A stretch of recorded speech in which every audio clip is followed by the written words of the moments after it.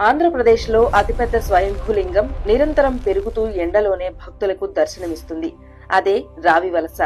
పూర్వం లంక విజయనాంతరం శ్రీరాముడు అయోధ్యకు తిరిగి వెళ్తూ సైన్యంతో కలిసి ఈ సుమంత పర్వతంలో విశ్రాంతి తీసుకున్నాడు. రామ సైన్యంలో సుసేనుడు అనే దివ్య వైద్యుడు ఉండేవాడు. ఈ అరణ్యంలో ఉన్న వనమూలికలను చూసి ఆశ్చర్యపోయాడు. ఇక్కడి ప్రజలు అనారోగ్యంతో బాధపడుతుండటం గమనించి వారి కోసం ఈ అడవిలోనే ఉండి సేవ చేయాలనుకున్నాడు. శ్రీరాముని అనుమతి తీసుకుని వారి సేవ చేసుకుంటూ శివారాధన ప్రారంభించాడు. కొన్నేళ్ల తర్వాత శ్రీరాముడు సుసేనుడు ఎలా ఉన్నాడో తెలుసుకోవాలని ఆలోచించాడు. వెంటనే హనుమంతుడిని రావివలస సుమంత పర్వతానికి పంపించాడు. హనుమంతుడు అక్కడికి చేరుకుని సుసేనుని మృతదేహం కనుగొన్నాడు. దేహం ఇంకా ప్రకాశిస్తూనే ఉంది.